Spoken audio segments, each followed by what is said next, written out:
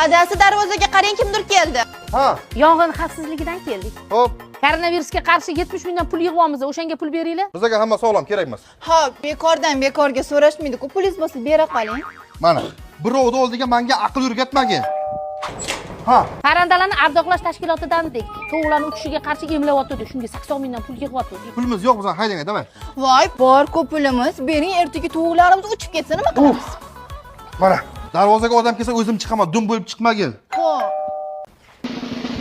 Yoshlarni bo'sh vaqtini qisqartirish jamiyatidan keldik.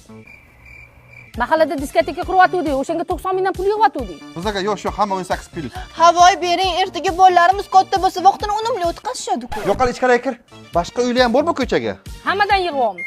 Yana bir marta O'zbek kino fermer xo'jaligidan keldik. Yerni azoblash xizmatidan keldik. Tinch okeani suvini filtrlash komitetidan keldik. Bering. Qizim, mana 250 ming so'm pul, 80 ming ulushimni oldim. Endi bunaqa ishlaringga meni aralashtirmagin. Ering bilib qolsa xafa bo'ladi. Xavotir olmang, baribir bilmaydilar. Interpoldan sizlar pullarni qalbakka aylantirganlaringiz uchun qo'lga olindingiz. o'zicha mana loh deb o'ylaydi bu onay qizlar, borib 5 yil dam olib kelsinlar. Mana aybim yo'q edi. Kechiringlar. Yo'qale.